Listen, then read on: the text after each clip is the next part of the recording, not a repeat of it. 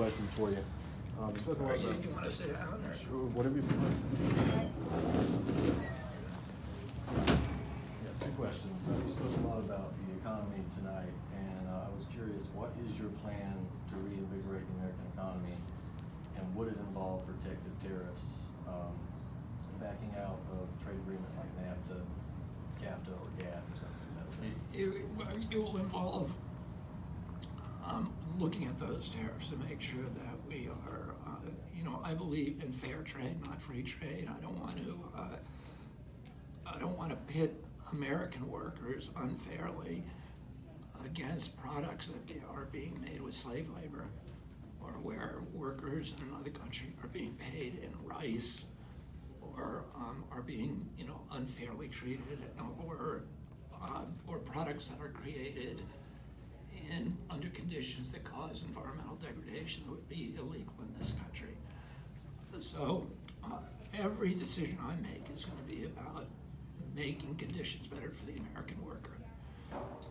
And in addition to looking at those trade agreements, I'm going to wind down the empire abroad, bring that money home, and begin investing in our infrastructure. I'm going to launch a housing program using funded by tax-free bonds, so it won't cost the government, but it will provide every American who needs a single-family home a low-interest mortgage to purchase that home, beginning with teachers. And that's the way that we started the housing boom and launched this era, this 50-year era of prosperity after World War II. I'm going to do the same thing now. And just the other question, actually, it has to do with foreign policy. I traveled to Syria twice to cover the war there. I know your campaign manager, Congressman Kucinich, went there also during the war. And I was wondering, would you support ending the sanctions on Syria, and would you support removing American soldiers that are stationed there? Yes, I will remove American soldiers from Syria. And I will do everything I can to normalize relationships with Syria.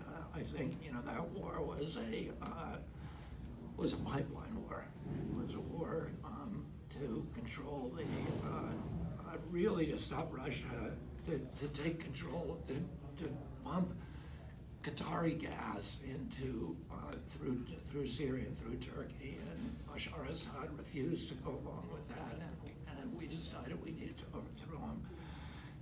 And oil is not a good reason to have wars, and we need to move away from that. We need to start normalizing relations. So, I think we need to protect Israel and not be funding terrorism. But as long as that's the case, then as long as we're able to assure that, I would want to normalize relationships. I think that's good for everybody in the world. Okay, thank you for your time. Yeah, thank you. Hey, can I actually leave you with something? Yeah. So I wrote this actually about. So did you go to Damascus? I did. Been to Damascus a few times. And what do you, you should read, I did an article about Syria. That was one of the most read articles. I think it was in 2016 or something. It was in Politico. The pipeline one, right? You should take a look at that. I'll do that. I talk a little bit about that in the book. Yeah. Yeah, I really laid it out. It was in Politico and it was in EcoWatch.